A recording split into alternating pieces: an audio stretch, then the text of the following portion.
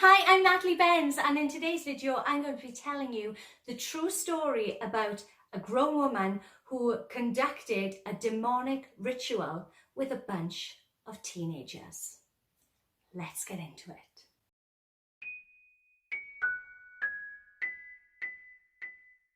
This true story is about a teacher in St. Petersburg in Florida who at the time was 35 years old. Her name is Danielle Harkins, and she worked at the Lealman and Asian Neighborhood Family Center. She worked there for 5 years without incident, teaching reading and writing skills.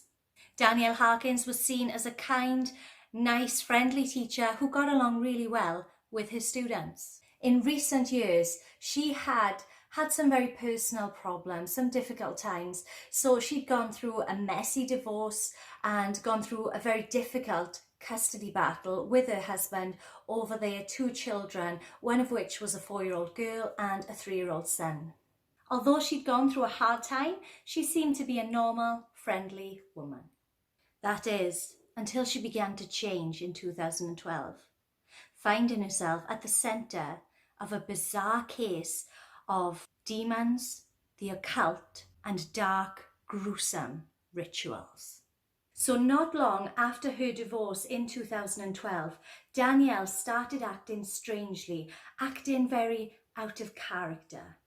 Friends and neighbours would claim that the normally calm and non-religious woman had begun to find religion in an almost fanatical way, and she had developed an interest in demons and angels. Danielle's next door neighbour Lisa claimed that one day Danielle turned up at her house unexpectedly and told Lisa that she was okay and that she didn't have any demons.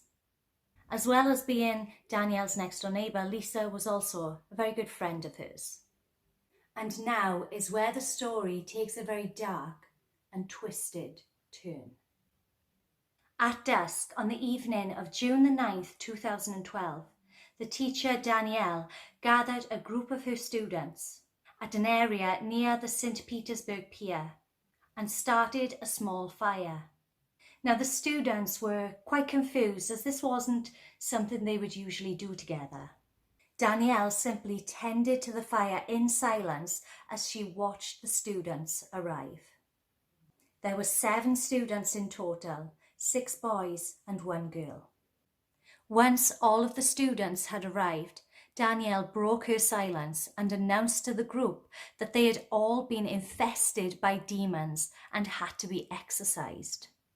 Now this ritual or exorcism apparently started off with some chanting and dancing around the fire. The next stage of Danielle's plan was to get the kids to inflict self-mutilations, to cut themselves, to further rid them of these demons, to drive the demons out of their bodies. The students understandably were not happy with this at all and were not willing to carry this out. So Danielle Harkins went about doing it herself. According to reports, she doused one of the teenagers' hands with perfume and then lit them on fire, causing second-degree burns. Another student was slashed across the back with a broken bottle. Another was cut on the neck. After doing this, she then heated up a key, I presume with a lighter or something like that, and then used that heated key to cauterize the wounds. And then she convinced the other students to cut themselves and also cauterize their wounds to keep the demons from returning. Now I can't even begin to imagine how terrified these students must have been to not only go through this ordeal, but to go through it with someone who they liked and had trusted, someone who had taught them for all these years. This bizarre, horrifying experience where this woman had slashed and burnt them, all the while ranting about demons and possession around a fire. It's horrifying.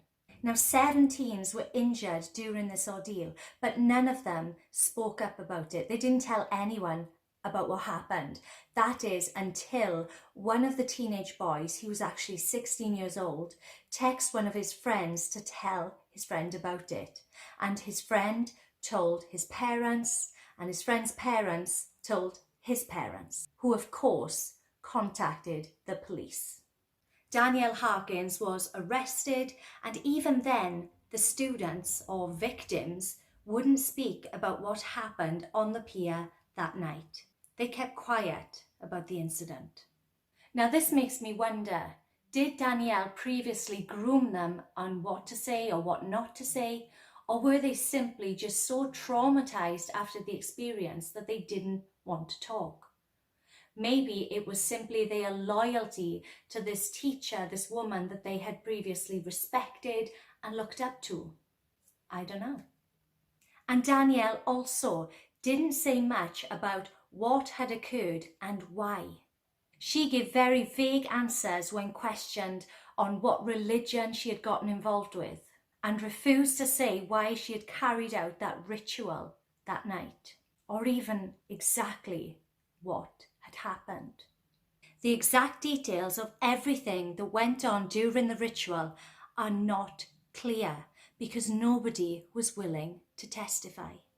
So what became of Harkins? Well, she was found guilty of just one count of child abuse and one account of aggravated battery.